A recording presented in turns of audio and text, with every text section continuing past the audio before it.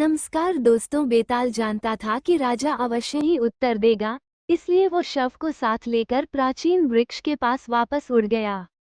विक्रमादित्य ने अपनी तलवार खींच ली और बेताल के पीछे चले गए।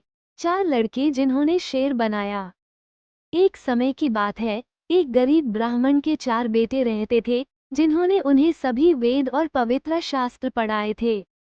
अपने माता पिता की मृत्यु के बाद उन्होंने अपने माता पिता के पास जाकर रहने का फैसला किया, लेकिन वहां पहुंचने पर उन्होंने पाया कि उनका वहां स्वागत नहीं था और उनके चचेरे भाई भाइयों के प्रति उदासीन थे। तब भाइयों ने दुनिया में जाकर एक विशेष कौशल सीखने और कुछ समय बाद वापस आकर एक सामान्य स्थान पर मिलने का फैसला किया। इसलिए वे अलग हो गए और नियत समय पर उसी स्थान पर वापस आए। प्रत्येक ने बताया कि उसने क्या सीखा है। पहले ने कहा, मैं किसी भी प्राणी से उसका मांस बना सकता हूँ। दूसरे ने कहा, मैं जानता हूँ कि अगर किसी प्राणी में मांस और हड्डियाँ हैं तो उसके बाल और त्वचा को कैसे विकसित किया जाता है। तीसरे ने कहा, मैं किसी प्राणी के अंग बना सकता हूँ अगर उसका आकार त्वचा, बाल और मांस और हड्डियों से पूर्ण है। चौथे ने कहा, मैं जानता हूँ कि जब कोई प्राणी अंगों सहित पूर्ण आकार में हो तो उसे जीवन कैसे दिया जाता है। इसलिए वे जंगल में हड्डी का एक टुकड़ा खोजने निकल पड़े जिस पर वे अपने कौशल का परीक्षण कर सके।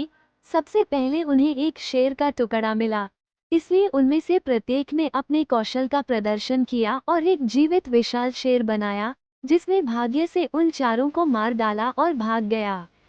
बेताल रुक जाता है और राजा विक्रम से पूछता है, चारों भाइयों में से कौन उन सभी की मौत के लिए जिम्मेदार है।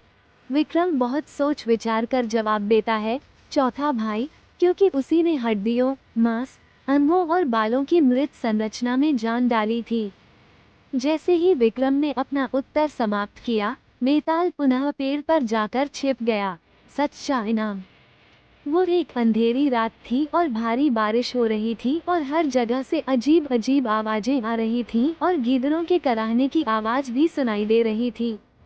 यद्यपि वहां माहौल खराब था, फिर भी राजा विक्रमादित्य को जरा भी डर नहीं लगा।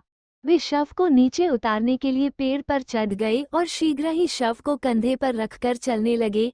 बेताल बोला, हे राजन, मुझे तुम पर दया आती है क्योंकि तुम बिना आराम किए अथक प्रयास कर रहे हो, मानो तुम कुछ हासिल करना चाहते हो। अपने महल में आराम से सोने के बजाय तुम अभी भी मेरे पीछे आ रहे हो। राजा कुछ भी नहीं बोला, क्योंकि उसके मुंह से निकला कोई भी शब्द बेताल को वापस पेड़ पर धन्यवाद ले जाता।